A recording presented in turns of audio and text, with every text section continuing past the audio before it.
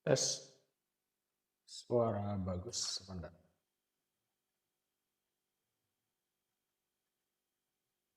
1, 2, 3. Terima kasih, terima kasih.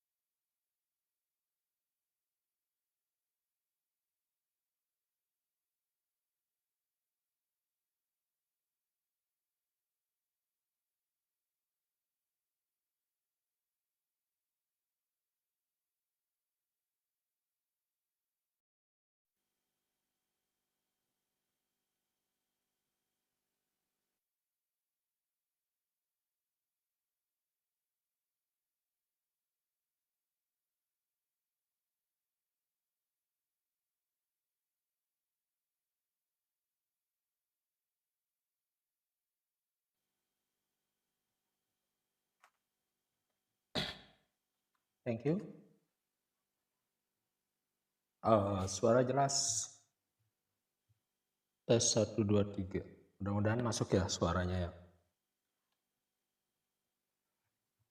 Nah, sekali lagi, ini kita akan edukasi kesehatan mental, tapi yang berhubungan dengan superfood ya. Jadi dengan pengalaman 26 tahun di rumah sakit sebagai tenaga kesehatan, bahwa ternyata banyak sekali tips untuk sehat, untuk bisa mengatasi berbagai keluhan yang saat ini memang dibutuhkan. Dan dari pengalaman, dari buku-buku yang saya baca, dan juga dari hasil konsultasi beberapa rekan yang lebih berkompeten di bidangnya, dan pilihan yang sederhana yang bisa diterapkan untuk semua orang untuk menjaga kesehatan. Pilihan utama, kalau misalnya pilihan cuma ada satu-satunya, nggak ada pilihan lain, jadi pilihan yang utama adalah puasa. Puasa. Sekali lagi, pilihan yang utama adalah puasa. Jadi puasa itu bisa mengatasi segala macam keluhan Anda, dan itu kalau cuma ada satu-satunya pilihan, kalau boleh saya kasih saran, yaitu puasa. Apa hubungannya?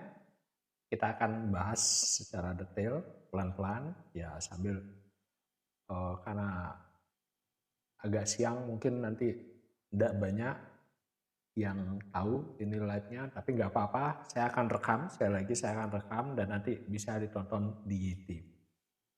Nah, kita mulai yang jadi tren saat ini bahwa tentang kesehatan mental, di mana banyak sekali misalkan kita nggak bisa mengendalikan kemarahan kita, nggak bisa mengendalikan kebencian, kecemasan, kecemburuan, atau ingin mencaci maki dan sebagainya.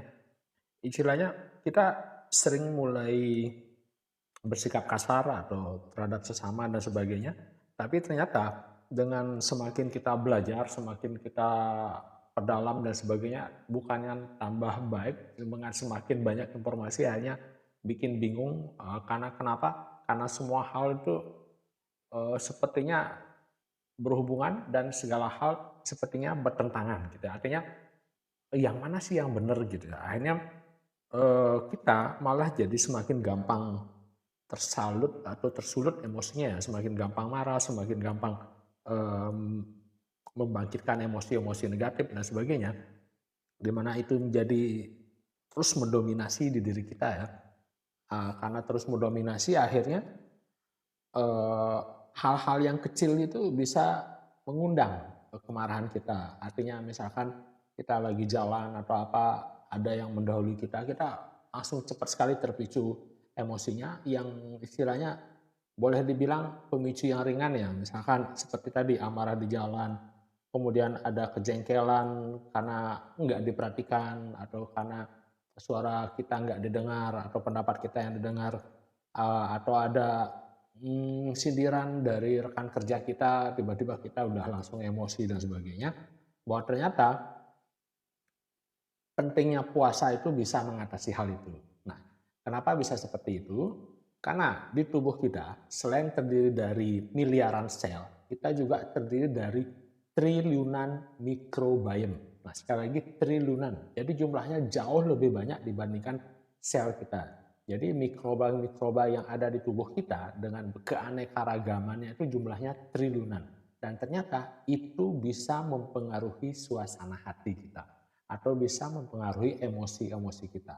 Nah, kita akan bahas secara detail nanti lebih dalam bahwa ternyata flora usus terutama yang kita hubungannya dengan di pencernaan ya, terutama mikrobiom yang ada di gastrointestinal yaitu di pencernaan, kita coba fokuskan di sana, kita ternyata sering atau mungkin, eee, lebih banyak terpapar antibiotik salah satunya yang kenapa? Karena sifatnya antibiotik ya, antibiotik itu kan kehidupan seperti anti kehidupan. Artinya niatnya membunuh, mikrobiom yang nggak baik atau yang nggak bermanfaat, tapi efeknya, mikrobiom yang lain itu yang baik, yang sehat malah ikut kena imbasnya. Jadi ini, bisa disejajarkan seperti perang ya, perang Rusia Ukraina atau yang kemarin Iran, Israel gitu ya. Artinya serangan yang dilakukan antibiotik itu adalah seperti serangan rudal. Nah, rudal yang diserang itu efeknya enggak cuma mengenai musuh, tapi juga bisa mengenai penduduk sipil, istilahnya yang enggak bersalah istilah. Bakteri netral, bakteri baik yang sebenarnya membantu kita untuk di metabolisme itu juga ikut kena gitu. Jadi ikut serangan sehingga itu menghancurkan atau meluluh lantakan, misalkan kota yang diserang itu ikut kena. Makanya, mikrobiom kita keanekaragamannya terganggu. Nah, karena terganggu itu efeknya juga nanti mempengaruhi kesehatan mental. Nah, seperti apa prosesnya, saya akan jelaskan pelan-pelan. Intinya, prosesnya itu dengan kita terpapar antibiotik dan beberapa obat yang kandungannya memang nggak ada antibiotiknya ternyata punya efek juga untuk, mikrobiom atau flora usus kita, sehingga itu juga mengganggu keanekaragaman atau mengganggu, eee apa namanya, mikrobiom yang ada di usus kita. Mmm, makanya usus itu sering disebut sebagai, second brain, jadi otak kedua. Nah, otak kedua itu artinya konsepnya sama karena di usus itu bisa mempengaruhi otak gitu ya. Jadi ada namanya saraf vagus. Jadi saraf vagus ini adalah saraf yang paling besar di tubuh kita yang sering istilahnya wandering. Jadi sarafnya tuh mengembara, mensarapi dari wajah, kemudian leher, kemudian di dada, jantung, paru, kemudian organ-organ dalam di sekitar pencernaan, hati, pankreas, di usus sampai juga di kelamin. Jadi nervus vagus ini itu fungsinya luar biasa karena mensarafi organ-organ vital, organ-organ yang memang sangat mempengaruhi kehidupan kita. Nah, terutama hubungan yang di usus, di mana sifatnya di secara vagus itu ke otak ada eferen dan aferen. Jadi bagaimana otak itu nanti memerintahkan ke usus dan yang menariknya, yang usus itu bisa merintah otak. Gitu. Nah, usus merintah otak itu ternyata dipengaruhi oleh mikrobiom, nah, oleh flora-flora usus. Jadi flora usus itu bisa mempengaruhi otak. Nah, yang sederhana yang paling gampang di saat kita mengkonsumsi sesuatu, contohnya misalkan kita eh, mengkonsumsi coklat ya, dark coklat gitu ya. Begitu kita konsumsi, suasana hati itu bisa berubah. Nah, begitu juga ada makanan-makanan tertentu yang kita konsumsi itu juga berubah. Artinya pencernaan kita bisa mempengaruhi mood, mempengaruhi suasana hati. Dan yang menarik adalah hormon serotonin, yaitu hormon kebahagiaan, ternyata 90% itu diproduksi di usus. Makanya itu suasana hati itu sangat dipengaruhi oleh usus. Nah, mengapa ini saya bahas? Karena beberapa yang mengalami depresi, misalkan atau keinginan bunuh diri atau hal-hal yang buruk lainnya, ternyata nggak cuma masalah di mental atau di otak, tapi juga masalah di usus gitu. Dan yang uniknya di sini ada beberapa penelitian yang diteliti untuk orang-orang yang mengalami depresi, diteliti bahwa ternyata setelah dicek ada beberapa yang tanda petik kebal terhadap obat antidepresi. Artinya dikasih obat itu malah nggak berefek gitu. Diterapi seminggu depan kemudian ditingkatkan dosisnya juga nggak ada efek. Diterapi lagi juga nggak ada efek. Dan ternyata setelah diteliti bahwa ternyata di sana orang-orang yang mengalami depresi yang dikasih obat antidepresan nggak punya efek, nggak punya pengaruh, itu ternyata punya peradangan atau inflamasi yang tinggi gitu ya. Jadi kalau dicek di labnya itu CRP-nya tinggi, ada protein untuk peradangan itu kita cek lab tuh hasilnya tinggi. Jadi orang-orang yang punya peradangan, punya inflamasi itu biasanya sepertinya tidak ngefek obat antidepresinya gitu ya. Jadi ini udah banyak sekali penelitiannya. Jadi di CRP itu adalah protein C reaktif. Jadi dia enggak merespon istilahnya antidepresi ini. Makanya di Jerman itu dari penelitian itu dia sering menanyakan mungkinkah, sekali lagi mungkinkah tingkat peradangan yang lebih tinggi yang menyebabkan orang-orang yang mengalami depresi ini tidak responsif terhadap obat antidepresi. Nah, itu ternyata penyebabnya disebut sebagai endotoxemia. Jadi endotoxemia jadi kayak keracunan yang disebabkan oleh bakteri karena beberapa bakteri yang gram negatif itu apa namanya? Yang dihasilkan dari bakteri itu mengandung racun tanda petik yang disebut sebagai endotoxemia lipopolisakarida. Endotoxemia lipopolisakarida. Nah, itu efeknya yang dihasilkan bakteri menyebabkan suasana hati kita berubah. Gitu. Jadi kita jadi gampang sekali mengalami depresi dan sebagainya. Oke, saya sapa-sapa dulu. Ada Wahyu Amin, ada Rosari, ada Damsten. Terima kasih sudah gabung. Ada Kolokasio, ada La Hoki, welcome yang udah gabung. Nah, kita tadi bahas bahwa kenapa sih enggak masalah stres, enggak masalah overthinking, enggak kebanyakan mikir dan sebagainya menyebabkan depresi. Ternyata peradangan atau inflamasi yang tinggi itu bisa menjadi depresi, penyebab depresi gitu ya. Dan ini kita akan ngomongin kaitannya juga pengobatannya itu dengan puasa. Karena tadi ada yang nanya, kalau satu-satunya pilihan, nggak ada pilihan lain, apa yang dianjurkan kalau untuk berbagai pengobatan fisik maupun pengobatan mental? Saya kasih jawabannya satu, yaitu puasa. Nah, puasa itu. Oke?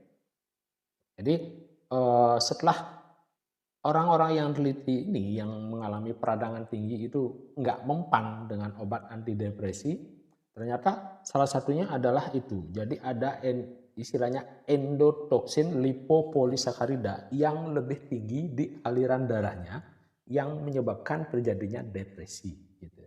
Oke, welcome ada Fauzi Muhammad, ada Ian Naruto, ada Rastakus Shop sama Erwan, welcome. Kita ngomongin uh, penyebab depresi nggak cuma karena pikiran atau karena gangguan di otak, tapi juga karena terjadi peradangan di tubuh atau inflamasi. Gitu. Makanya orang-orang yang punya flora usus atau mikrobiom di pencernaannya yang bagus itu efeknya lebih mudah untuk mengalami penyembuhan, ya, terutama untuk mengatasi kesehatan mental. Jadi dengan memperbaiki usus kita itu bagus sekali untuk bisa mengatasi depresi. Nah, salah satu caranya adalah dengan puasa. Nah, puasa itu memperbaiki mikrobiom, ya. Jadi di konsepnya di sini adalah flora usus itu nanti kan ada kita kategorikan jadi 3 ya. Jadi yang bermanfaat, yang tidak bermanfaat, yang netral. Nah, paling banyak sih sebenarnya yang netral. Tapi kalau yang tidak bermanfaat ini dominan, nah istilahnya dia tuh bisa memprovokasikan yang netral sama yang baik ini jadi jahat gitu ya tanda petik. Jadi ikut-ikutan terpengaruh karena itu tercermin juga yang terjadi di dunia ini. Jadi kita lebih gampang dipengaruhi hal-hal yang negatif dibandingkan dengan hal-hal yang positif. Ya, setuju ya, sepakat ya. Oke, ada Gigi Luxury, ada Tiramisu, ada Sekarwangi, ada Hani, ada Karyani, saya sapa-sapa. Sekali lagi, hal-hal yang negatif itu lebih gampang mempengaruhi kita dibandingkan hal-hal yang positif. Nah, begitu juga bakteri-bakteri yang tidak bermanfaat itu lebih gampang mempengaruhi bakteri-bakteri yang netral dan bakteri-bakteri yang baik. Gitu. Jadi seperti itu prosesnya. Karena kita gampang dipengaruhi sehingga bakteri yang tidak bermanfaat yang jadi provokator ini jumlahnya jadi semakin banyak. Karena jumlahnya semakin banyak itulah yang menghasilkan toksin tadi yang disebut sebagai endotoksin polisakarida gitu ya. Jadi racun yang menyebabkan kita mengalami gangguan di di otak kita. Jadi kalau dari usus itu bisa masuk racunnya ke otak yang pengantarnya itu adalah saraf vagus. Jadi saraf vagus ini bisa membantu bakteri yang baik ini masuk ke otak gitu ya. Nah, itu mempengaruhi. Makanya dengan pendekatan puasa, itu ada namanya nanti autofagi. Nah, autofagi itu akan tercipta di mana autofagi itu sederhananya adalah sel-sel yang sehat atau mikrobiom atau apapun yang sehat itu memakan yang sakit atau yang lemah. Jadi dengan puasa, karena kenapa? Bakteri-bakteri yang tidak menguntungkan, yang nggak baik itu dia biasanya mengkonsumsi karbo. Nah, kenapa? Karena sifatnya pendekatan yang dia pakai adalah fermentasi. Jadi yang bisa difermentasi itu adalah karbo.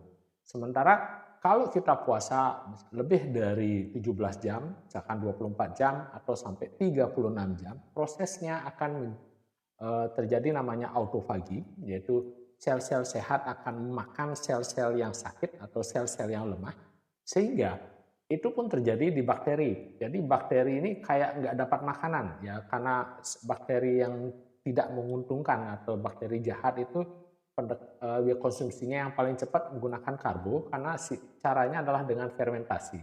Jadi dia kalau sediaan karbo itu nggak ada, jadi nggak ada yang bisa dimakan, akhirnya dia lemah. Nah, lemah itu akhirnya dimakanlah sama bakteri yang sehat. Begitu juga sel-sel yang sakit itu akan dimakan oleh sel-sel yang sehat. Nah, proses autofagi ini adalah proses yang efektif sekali, bagus sekali untuk penyembuhan.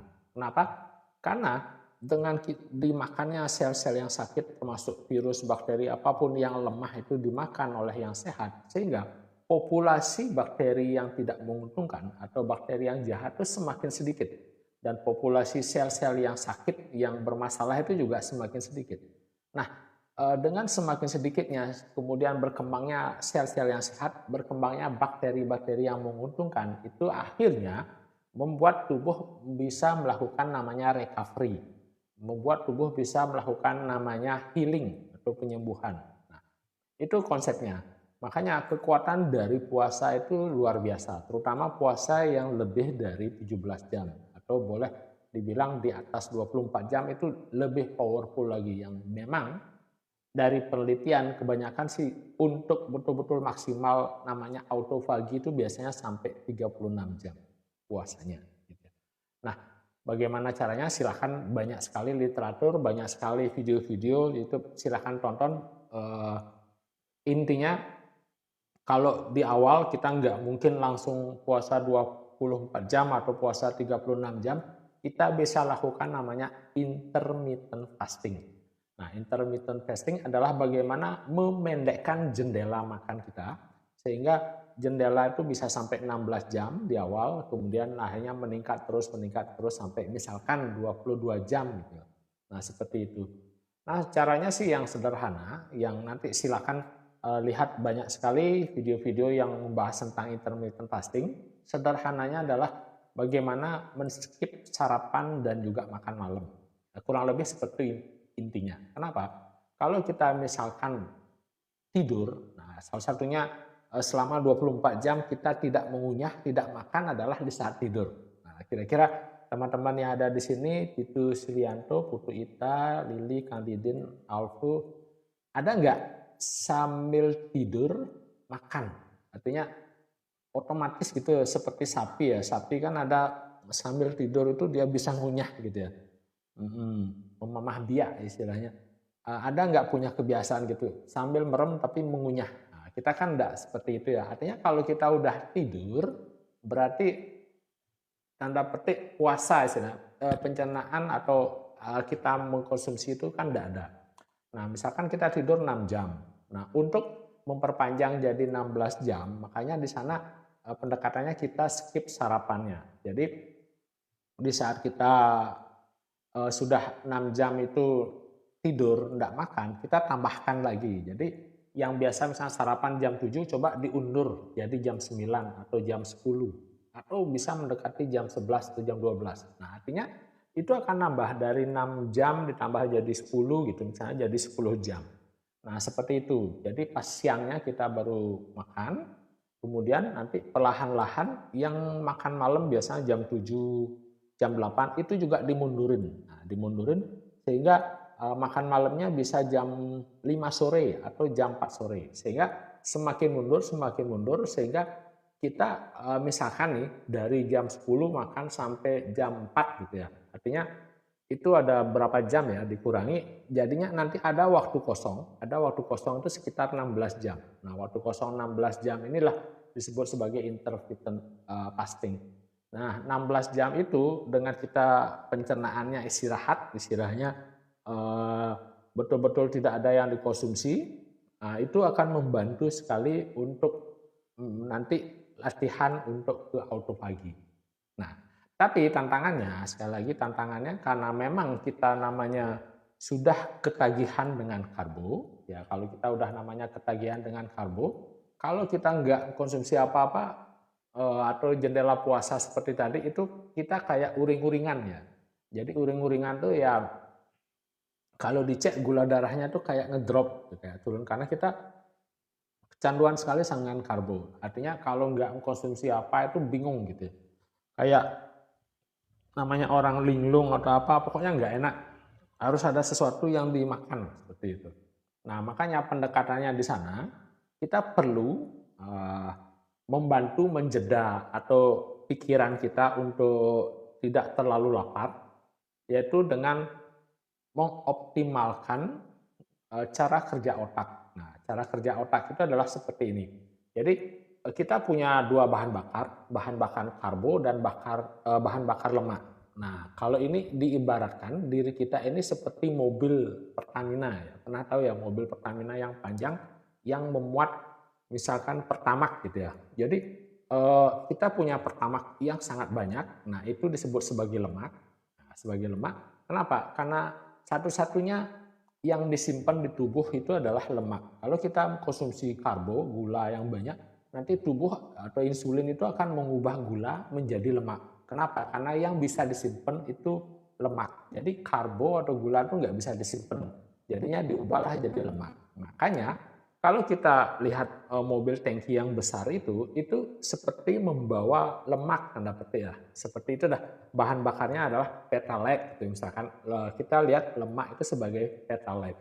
Nah, kalau saat mobil jalan, nah di mobil di depannya kan kita suka ngisi. Misalkan itu isinya adalah solar. Nah, bayangkan solar itu adalah gula atau karbo. Nah, kita sudah bawa bahan bakar yang banyak nih, bawa lemak kemana-mana. Jadi seperti mobil tangki tadi, bawa kemana-mana, tapi kalau habis energinya atau habis, kita malah isinya solar. Istilahnya kita ngisinya karbo. Padahal kita punya Pertalite atau Petramax yang jumlahnya banyak, sehingga tidak kita manfaatkan. Istilahnya kita punya cadangan lemak yang sangat banyak, tapi nggak pernah kepake. Yang dipakai adalah karbonya saja, yang kepake adalah solarnya aja, terus isi solar. Padahal kita punya satu tangki pertamax gitu, nggak pernah kepake. Makanya itu perlu ngecing istilahnya, perlu mengubah dari bahan bakar karbo ke bahan bakar lemak. Nah, perubahan ini nggak nyaman. Kenapa? Karena otak ini sudah kecanduan dengan karbo. Jadi kalau nggak dapat karbo itu seperti orang namanya kecanduan narkoboy ya. Jadi kayak uring-uringan seperti itu, persis seperti itu. Jadi kayak sakos di situ. Jadi bingung sekali. Makanya kita perlu eh, mengkonsumsi nutrisi yang memang cepat diserap oleh otak, tapi sekali lagi tapi bukan banyak mengandung karbo. Nah, salah satunya adalah blueberry. Blueberry ini adalah dengan zatnya antosianin itu langsung menembus sawar otak istilahnya. Jadi otak itu ada pelapis yang melindungi, jadinya nggak sembarang zat apa tuh bisa masuk. Yang bisa masuk itu adalah blueberry yang dengan zat antosianin. Jadi blueberry ini bisa masuk ke otak sehingga otak langsung dapat nutrisi. Jadi kalau otak itu udah langsung dapat nutrisi, istilahnya tukang perintahnya ini ya di otak ini kalau udah dapat nutrisi itu yang lainnya akan aman-aman saja. Istilahnya nggak banyak komplain lah. Tapi kalau tukang perintah ini yaitu otak ini nggak dapat nutrisi, jadi dia suka ngawur ngasih perintah. Makanya uring-uringan dan sebagainya. Makanya perlu nutrisi di awal kalau kita mau ngecing untuk mengubah bahan bakar karbo menjadi lemak itu cingnya adalah menutrisi otak ini. Nah, nutrisi yang otak yang bagus itu adalah dari buah blueberry. Nah, blueberry itu dengan antosianinnya sangat bagus. Kemudian yang lain ada namanya minyak zaitun atau buah zaitun yang menggunakan yang kandungannya ada high olive. Nah, itu kandungannya bagus sekali juga untuk otak. Nah, dengan cara seperti itu kita akan nggak apa namanya ya, kalau namanya proses dari mengubah bahan bakar tadi itu yaitu uring-uringan itu nggak terjadi. Nah, artinya kita akan dengan santai melalui itu untuk goalnya tadi adalah puasa 16 jam. Maka konsumsi blueberry dengan olive oil, kemudian juga buah-buah yang lain seperti cherry, kemudian ada buah delima itu juga bagus. Nah, untuk teman-teman yang nggak repot, kita punya satu komponen yang isi 11 jenis superfood itu yang disebut sebagai AGI-BOS, AGI-BOS. Jadi itu booster memang nutrisi yang bagus untuk otak. Jadi yang ingin bisa menjalankan intermittent fasting sangat direkomendasikan mengkonsumsi AGI-BOS itu. Jadi AGI-BOS itu bentuknya cair. Nah, jadi karena bentuknya cair bisa dikonsumsi kapan saja. Jadi dia tidak mengganggu intermittent fastingnya. Karena namanya puasa itu kan tidak boleh ada kalori masuk ya. Jadi kalau ini nggak ada kalorinya, tapi kandungannya ini bisa membantu merangsang atau istilahnya proses di awal untuk menutrisi otak. Jadi kalau otak ini udah dapat nutrisi, yang lainnya nanti akan aman-aman saja. Karena yang merintah itu adalah otak. Kalau otaknya bermasalah, semuanya bermasalah. Gitu. Nah, sebagai contoh yang misalkan punya masalah GERD atau asam lambung, sebenarnya misalkan puasa bikin asam lambung naik atau asam lambung bisa sembuh dari puasa. Yang benar yang mana? Nah, yang benar yang mana? Sekali lagi itu tergantung dari reaksi kita, respon kita. Kalau kita punya pandangan, punya sudut pandang bahwa puasa itu bikin mah kambuh, itulah yang terjadi. Kenapa? Karena tubuh begitu melihat atau membayangkan aja kita mau puasa, tubuh seperti mengaktifkan namanya respon fight and flight, respon bertahan hidup. Nah, dengan respon itu makanya yang aktif istilahnya hormon di sini adalah hormon kortisol. Hormon kortisol inilah akhirnya yang merangsang produksi asam lambung dan sebagainya yang menyebabkan kita jadi mah, jadi GERD. Nah, kecemasan itulah yang memberikan efek asam lambung itu naik. Jadi karena kita saking takutnya nanti kalau saya tidak makan gimana, kalau begini gimana, nah, itu terus dipikirin akhirnya asam lambungnya naik. Nah, itu akhirnya muncullah mah. Karena dibilang, oh berarti kalau saya puasa nanti mahnya kambuh. Itu pandangan yang pertama. Tapi ada yang pandangan yang kedua bahwa dengan puasa mah sembuh. Nah, kalau dengan pandangan seperti itu, pertama dia tidak mengaktifkan namanya sistem fight and flight, tidak cemas, tidak khawatir. karena dia yakin bahwa puasa itu menyembuhkan.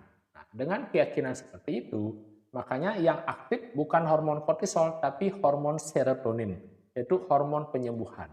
Dan menariknya, puasa itu mampu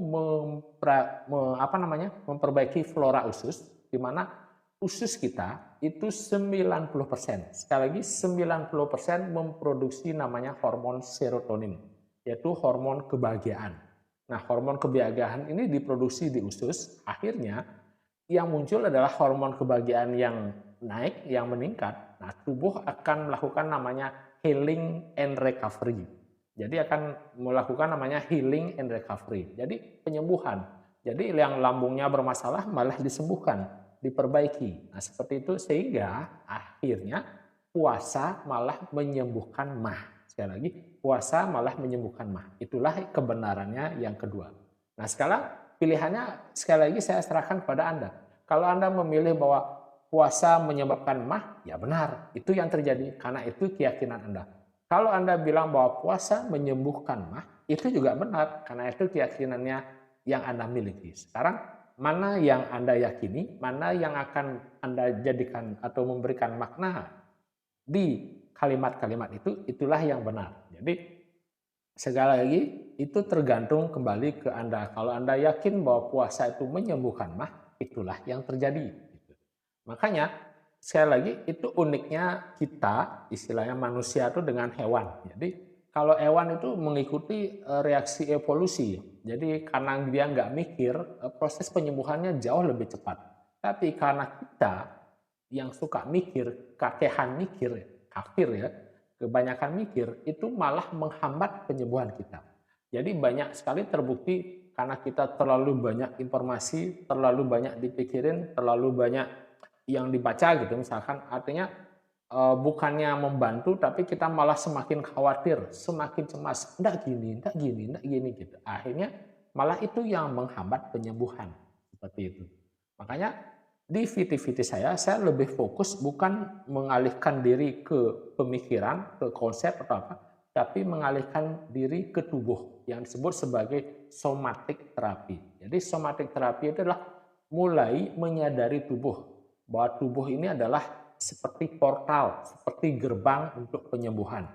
Nah, jadi fisik atau tubuh ini sebenarnya kalau kita betul-betul gunakan atau memanfaatkan itu sangat luar biasa. Jadi jangan semuanya kita fokusin ke atas istilahnya, di otak saja, tapi mulai menyadari di bawah yaitu di tubuh gitu. Atau bahasanya lebih membumi gitu. Jadi bukan naik di langit tok istilahnya. Kita coba lebih membumi, lebih grounding, lebih memperhatikan tubuh. Nah, itu pendekatannya namanya somatic therapy. Dan kami udah banyak VT-VT-nya, terutama yang mengaktifkan namanya nervus vagus, yaitu saraf vagus. Dan itu kita sebut sebagai NLT, yaitu Nervous Stimulation and Letting Go Technique, atau T-nya boleh disiap sebagai transformasi.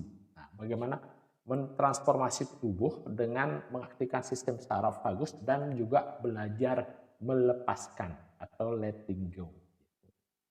Oke, ada Si Widodo, ada Alim Sumartono, ada Mimi Adonia, ada Ita Huki. Terima kasih sudah gabung. Jadi tadi ceritanya seperti itu.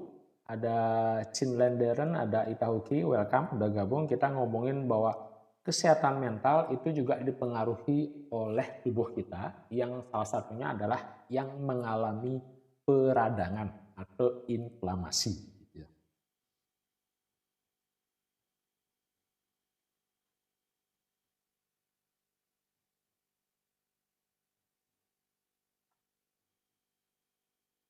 Oke, nah, kita mulai dari temanya untuk yang baru gabung.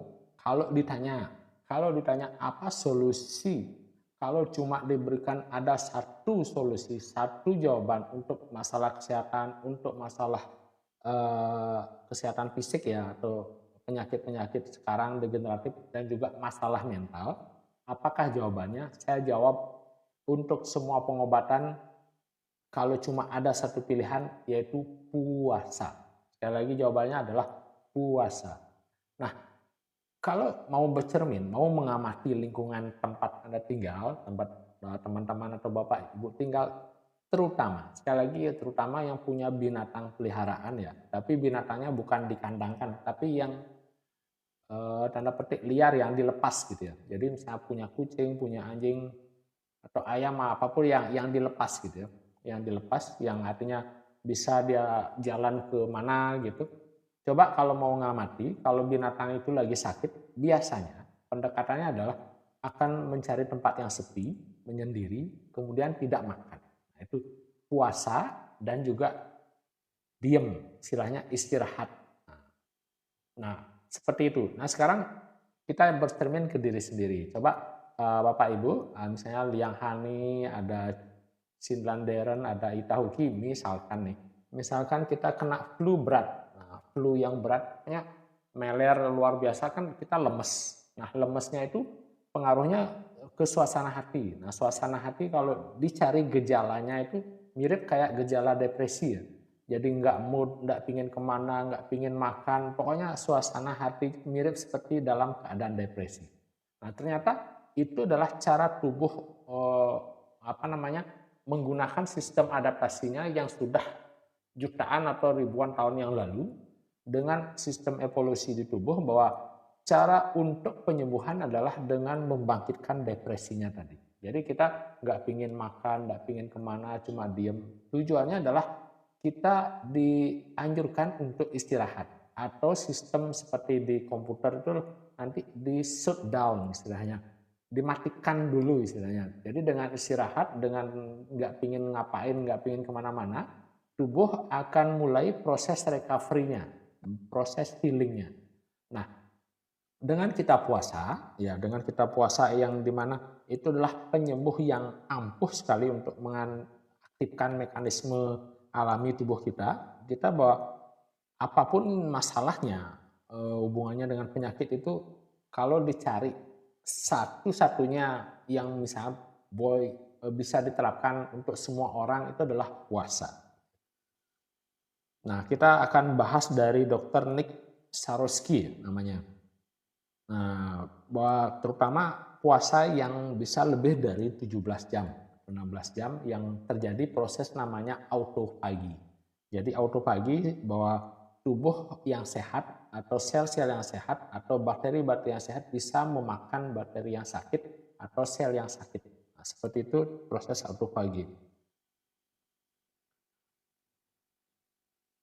Nah, ini diteliti untuk yang pradiabetes namanya. Ada yang pradiabetes itu atau yang udah diabetes, terutama yang diabetes yang tipe 2 ya, diabetes tipe 2 dengan puasa 17 jam atau istilahnya memasuki namanya autofagi. Jadi kita begitu diaktifkan, itu bisa membantu tubuh melakukan namanya detoksifikasi atau membantu tubuh mengeluarkan racun-racun. Sehingga limbah-limbah seluler itu bisa keluar, kemudian bisa mengurangi resiko neurodegenerasi. Artinya neurodegenerasi, jadi neuro itu kan saraf ya, degenerasi kan terjadi penurunan, istilahnya penurunan fungsi saraf itu akan mencegah itu. Sehingga penyakit-penyakit seperti Alzheimer, Parkinson itu bisa ditahan, istilahnya bisa membantu untuk penyembuhannya, kemudian termasuk yang lupa ingatan istilahnya yang biasa disebut sebagai demensia. Karena dia fungsinya autofagi atau puasa ini adalah meregenerasi jaringan. Gitu. Jadi saat mengalami sakit atau apapun, pilihan utama kalau yang dianjurkan kalau misalkan nggak ada pilihan lain misalnya kita anjurkan adalah puasa. Puasa itu dan itu pun dianjurkan oleh Dr. Nick Sarolsky. Nah, pilihannya kalau tidak ada pilihan lain yaitu puasa. Gitu. Karena kenapa? Contohnya udah banyak sekali dari penelitian Pak Dokter ini bahwa kenapa yang risiko penyakit nyeri sendi, ruam kulit, pencernaan itu semuanya bisa disembuhkan dengan puasa, gitu ya. Karena kenapa? Sekali lagi puasa itu mengatasi namanya peradangan. Nah ini hubungannya dengan tulisan ini depresi dan inflamasi. Puasa itu bisa mengatasi peradangan. Seperti itu. Nah, masalahnya untuk teman-teman yang belum terbiasa sampai puasa 17 jam, termasuk saya juga di awal nggak bisa, sebagai awal untuk memasuki, kita istilahnya tahapan puasa itu, kita bisa bantu dengan namanya produk AgiBoss. Jadi AgiBoss yaitu ada 11 jenis superfood. Superfood yang memang efektif sekali untuk menutrisi otak. Jadi dengan otak mendapatkan nutrisi, kita jadi lebih tanda petik lebih mudah untuk puasanya. Kenapa? Karena hormon untuk anti laparnya itu diaktifkan. Jadi kita nggak gampang lapar. Kemudian lonjakan gula darah itu nggak besar istilahnya. Yang bikin kita uring-uringan kalau kita mau puasa adalah lonjakan itu. Jadinya kayak kita namanya seperti drop gitu ya. Jadinya kita seperti ketagihan harus konsumsi karbo untuk membuat kita nggak uring-uringan. Biasanya seperti itu. Makanya dengan Agibos yang ada kandungan stroberi, zaitun, buah delima dan sebagainya ada 11 superfood itu efektif sekali untuk yang mau belajar intermittent fasting. Ya, kita sarankan itu karena itu bentuknya saset yang isinya 15 ml sekitar 1 sendok. Jadi bentuknya cair itu bagus sekali dikonsumsi kapan saja. Istilahnya kita nggak terganggu jendela puasanya gitu ya. Artinya kadang-kadang yang mengganggu intermittent fasting itu adalah saat kita konsumsi obat. Karena beberapa obat itu ada kalorinya dan sebagainya sehingga jendelanya tuh terganggu. Istilahnya kita maunya puasa 17 jam di tengah-tengah kita harus minum obat. Nah tentu misalkan apalagi yang minum obat nggak bisa pakai air harus pakai pisang ya. Jadi udah ada kalori yang masuk jadinya terganggu. Untuk itu saya sarankan pakai Agibos. Kenapa? Karena itu saset bentuknya dan itu cair, tinggal diminum dan itu nggak mengganggu jendela puasa. Gitu ya. Nah, jadinya intinya juga produk-produk dari Agibos itu untuk mengatasi inflamasi. Makanya yang bagus dari puasa ini adalah bisa mengatasi inflamasi atau peradangan. Jadi kalau dikombinasikan intermittent fasting dengan Agibos itu seperti dua kekuatan jadi satu. Itu luar biasa, powerful sekali, powerful sekali. Tuh.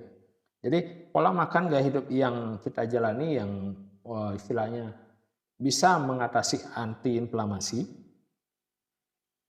itu nanti hasil penelitian atau hasil labnya yang CRP-nya itu akan bisa menurun. Jadi orang yang punya inflamasi tinggi itu kalau dicek itu biasanya tinggi ya CRP-nya. Nah kemudian nanti yang paling terasa biasanya kalau puasa yang mau jalankan intermittent fasting, yang paling terasa yang punya masalah dengan sendi. Nah, jadi yang lututnya nyeri, kemudian sikunya nyeri, pokoknya yang persendian nyeri dan sebagainya itu efektif sekali, hasilnya itu akan cepat sekali kelihatan kalau kita lakukan namanya intermittent fasting, apalagi dikombinasikan dengan Agibos. Nah, gitu. Jadi nyeri sendi itu akan berkurang drastis, kemudian juga gangguan inflamasi kronis ya itu juga menurun. Nah, gangguan inflamasi kronis itu adalah seperti autoimun ya, seperti rheumatoid arthritis, lupus, alergi dan sebagainya yang punya masalah dengan autoimun itu akan bisa menurun. Kenapa? Karena inflamasinya juga ikut menurun gitu ya. Terutama juga yang kanker itu kan termasuk juga gangguan autoimun ya karena terus terjadi istilahnya peradangan yang kronis gitu ya. Jadi dengan kita intermittent fasting terus kombinasi dengan IG Boost itu jadi efeknya luar biasa. Kemudian puasa juga bisa mengontrol gula darah dan juga bisa mengurangi resistensi insulin. Nah, sumber dari segala penyakit kalau disimpulkan itu sebenarnya adalah resistensi insulin. Nah, seperti apa? Silakan tonton di YouTube, jadi banyak sekali yang membahas tentang resistensi insulin. Coba dengarkan lagi, jadi yang memang mau bersahabat dengan tubuhnya, mau belajar pengobatan alami atau bagaimana mengobati diri sendiri, coba cari tentang resistensi insulin. Nanti akan banyak sekali tips-tips yang bisa Anda dapatkan di sana.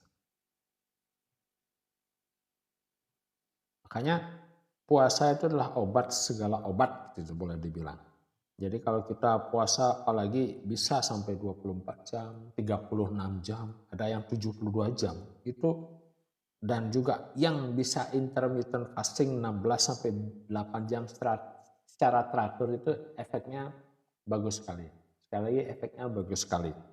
Jadi puasa itu adalah alat yang ampuh. Sekali lagi puasa adalah alat yang ampuh. Yang tujuannya apa? Kalau kita bisa lakukan intermittent fasting, jadi banyak sekali manfaatnya. Selain proses autofagi terjadi, juga bisa mengatasi seperti tadi, peradangan. Jadi inflamasi itu sangat bisa diatasi dengan puasa. Jadi kemampuan terjadinya atau menurunkan inflamasi itu efektif sekali di saat kita berpuasa. Seperti itu. Makanya selain dari puasa, kita juga selain dari efek antiinflamasi dari puasa itu ada namanya nanti meningkatkan namanya hormon pertumbuhan.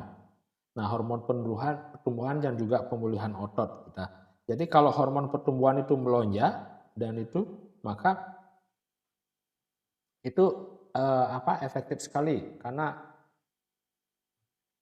dengan hormon pertumbuhan yang bisa meningkat sampai 5 kali lipat gitu ya dari penelitiannya Pak Dokter ini ya, bahwa dengan puasa itu hormon pertumbuhan meningkat, kemudian itu akan mengaktifkan istilahnya otot gitu ya, masa ototnya aktif itu punya kemampuan untuk membakar lemak. Jadi kalau kita mengaktifkan otot itu bisa nanti punya kemampuan untuk membakar lemak yang memang sangat dibutuhkan saat kita usia sudah semakin bertambah dan itu juga bisa memperpanjang umur. Nah, itu luar biasa sekali. Dan selain itu juga bisa untuk kesehatan kulit karena kenapa? Karena elastisitas kulit itu akan diperbaiki atau di recovery. Jadi puasa itu punya manfaat untuk anti aging yang luar biasa sebenarnya. Jadi yang ingin awet muda dan sebagainya, coba saya rekomendasikan yaitu puasa.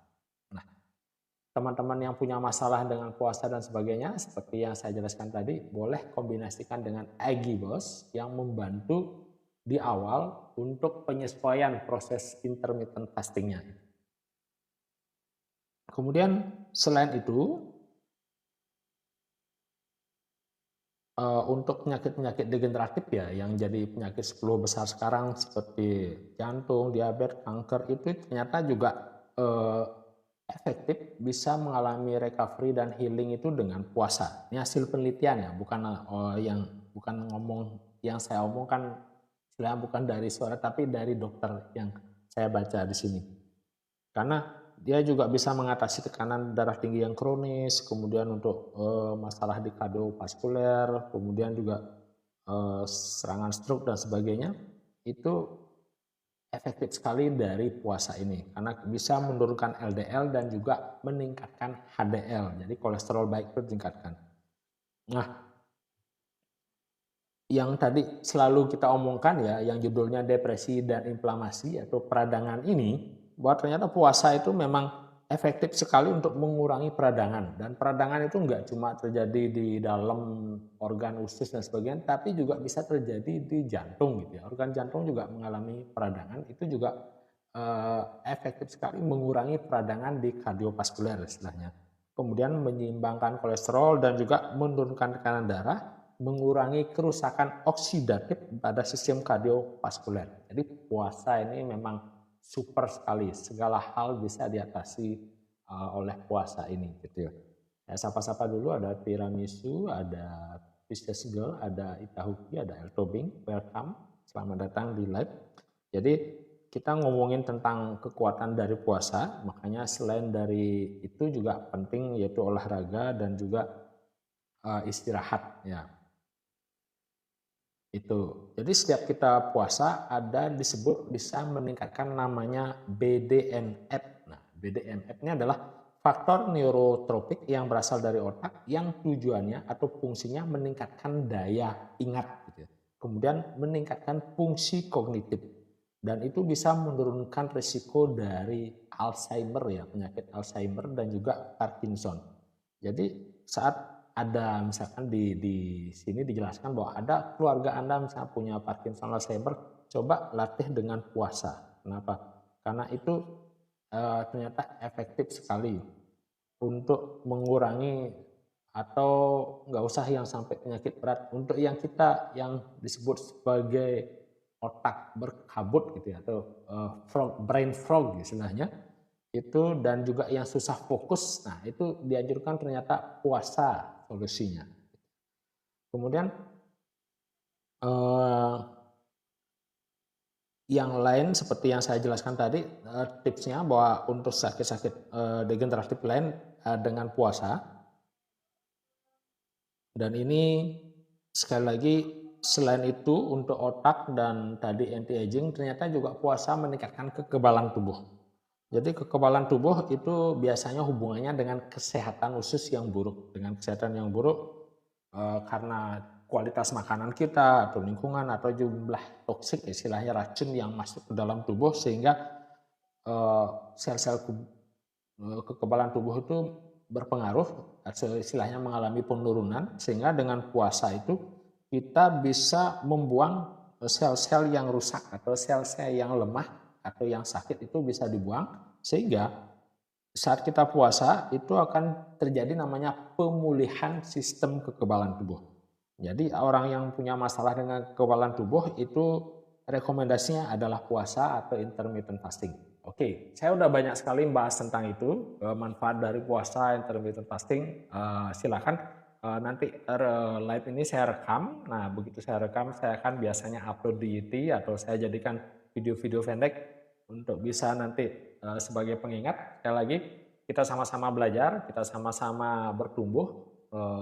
Dan ini pun kenapa saya suka live seperti ini adalah untuk membantu saya lebih ingat lagi apa yang saya pelajari. Kadang-kadang kalau cuma baca itu cepat lupa, tapi kalau berusaha nanti seperti ini, menjelaskan dan sebagainya, harapan saya jadinya jauh lebih ingat lagi gitu. Dan apalagi kalau nontonnya berulang-ulang, nanti biasanya saya upload di YouTube, silakan di bawah foto saya itu nanti ada linknya dari IT, klik di sana kalau ingin dapatin informasi dari awal untuk teman-teman yang baru gabung. Oke, jadi seperti itu konsepnya bahwa bagaimana masalah kesehatan mental, yaitu contohnya depresi, kecemasan dan sebagainya, itu juga salah satu efek atau akibat dari peradangan atau inflamasi. Nah, untuk mengatasi peradangan yang menyebabkan terjadi penyakit-penyakit degeneratif atau penyakit-penyakit kronis lainnya yang sekarang disebut sebagai jantung, stroke, diabetes dan sebagainya yang disebabkan oleh inflamasi dan juga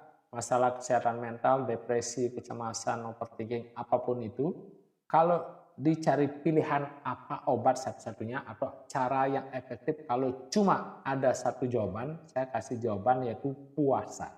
Sekali lagi saya kasih jawaban yaitu puasa atau sekarang dikenal sebagai intermittent fasting. Jadi kesimpulannya adalah itu. Kemudian kalau yang awal-awal yang ingin belajar intermittent fasting yang banyak gangguan biasanya bisa dibantu dengan produk Agibos. Nah, Agibos ini adalah terdiri dari 11 superfood yang diekstrak jadi satu dengan teknologi tinggi. Kita jadi mudah dengan konsumsi itu akan membantu untuk yang mau menjalani intermittent fasting. Oke, itu saja dari saya. Terima kasih yang sudah hadir. Terima kasih, terima kasih, terima kasih. Sampai jumpa di live berikutnya. Oke.